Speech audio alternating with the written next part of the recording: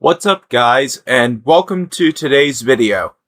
The topic of this video will be about the upcoming Michael Jackson biopic, starring Michael Jackson's nephew, Jafar Jackson, and directed by the director of Training Day, Antoine Fuqua. Personally, as a Michael Jackson fan myself, I'm really looking forward to this movie, and I hope that it's very good. However, I'm very nervous that it might not turn out as good as I'm hoping it will be. The original release date was supposed to be for April 18th, which is in a week. In almost a week. 1 week from this Friday, it was supposed to come out. But because of the fact that they used, the third act of the movie is going to be about the Michael Jackson sexual assault allegations, and they ended up using an accuser's name without permission. So because of that, they have to reshoot it, and it's been postponed to October 3rd. But wait, there's more. Now I'm hearing it might not even release this year at all. It might come out in 2026. And not only... I do think that's probably for the best because they don't want to rush it. But I'm also hearing that they might split the movie into 2 parts, which is an issue in its own right because they filmed it as one movie. They filmed it as one movie. Like, how are you going to split one movie into 2 parts? Maybe you should have split it into 2 parts on the onslaught. Maybe you should have done that from the beginning. I'm just saying. I heard that the original cut was nearly around 4 hours long. So, I don't know. We'll see. The film is supposed to depict every aspect of Michael Jackson's life from his birth up to his death. And right from then, I was like, that's way too big for one movie. There's no way you can do a womb-to-tomb biopic about Michael Jackson's life. It's kind of like, are you crazy? Can you actually do this? You should have known. You should have known, the Antoine Fuqua and the producers and Lionsgate is going to distribute the film. They should have known what they were doing. They should have understood the assignment and just split it into 2 parts right from the beginning, right when they were writing it. That's exactly what they did with Harry Potter, Harry Potter and the Deathly Hallows. They realized they couldn't cut literally anything out. So they decided to split it into 2 movies. Plus, that was a 10-year franchise, so that made sense. But yeah. Anyway. And I heard that the budget is around $155 million, but the reshoots are making the budget go up to like $170 million, which is enough to make 2 movies anyway. It's going to be the biggest biopic ever made if it is in 1 part. If it's in 2 parts, it won't be. But yeah. We don't even have a trailer for this movie yet, or literally any canon footage whatsoever. All we have is, like, footage from the set. Like, I saw footage of the Thriller recreation. Stuff like that. But, I think delaying it is a smart decision, so that way they can actually promote the film. That way, they can hype up anticipation for it. I'm also hearing rumors that PepsiCo is going to do a promotion for the film. Do like a promotion, which makes sense because Michael Jackson was their poster boy in the 80s and 90s. He even burned his scalp while filming a Pepsi commercial. So yeah, it kind of makes sense in a way. Maybe I'm just paranoid or insecure about this movie, but I'm sure my feelings are very understandable. I'm hoping, at least. I'm sure Jafar Jackson will absolutely kill his performance. He will absolutely nail it.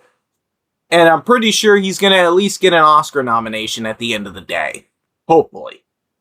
And I'm sure even if they split it into 2 parts, each part can make over $1 billion worldwide. Because you know what's better than $1 billion? $2 billion. So yeah, if they split it into 2 parts, it would also be good business-wise. I'm just saying. I mean, it might not get good reviews, but I'm sure people will appreciate the effort put in. So it really doesn't matter, in my opinion. There's so many expectations that this biopic has to live up to. And if they screw anything up, this movie will disappoint people. I mean, I'm not going to be disappointed. I'm sure I'm going to love it regardless, but what else? I actually wrote a script. I'm reading off my phone, so if you see me looking down, you know why. What else? I've noticed that whenever a biopic comes out, there's always these people that are going to compare it to the real thing. Like, oh, it didn't happen this way, it didn't happen that way, it didn't happen that way, that was switched up, that was changed. Don't you realize that a movie's got a movie? Don't you realize that? So yeah. I mean, I don't really care what they change, I don't care what they do, as long as the movie itself is good. Whatever they change, I hope it's for the best. Like in Bohemian Rhapsody, when they, like in Bohemian Rhapsody, when they switched around, when they had Freddie Mercury be diagnosed with AIDS just before Live Aid, I think that was for the best because it made the Live Aid scene a lot better. It added more emotional weight and poetic weight. So I hope they make like those kind of changes. Not just changes for the sake of it. Yeah, you know, creative liberties have to be taken, and I totally respect that. Yeah. Yeah. I understand that not everything in Michael Jackson's life can really translate well into a film, but I'm sure, you know, they can change certain things. They can do a little suspension of disbelief. Why not? Yeah. Granted, the movie was approved by the Michael Jackson estate, which is a pretty problematic thing in its own right, but that's another story for another time.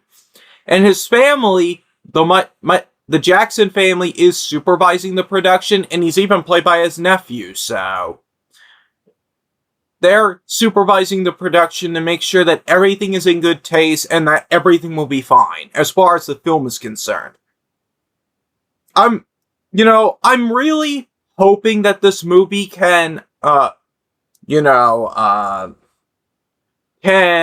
bounce back from this. I'm hoping that this movie can still be great, or at least good.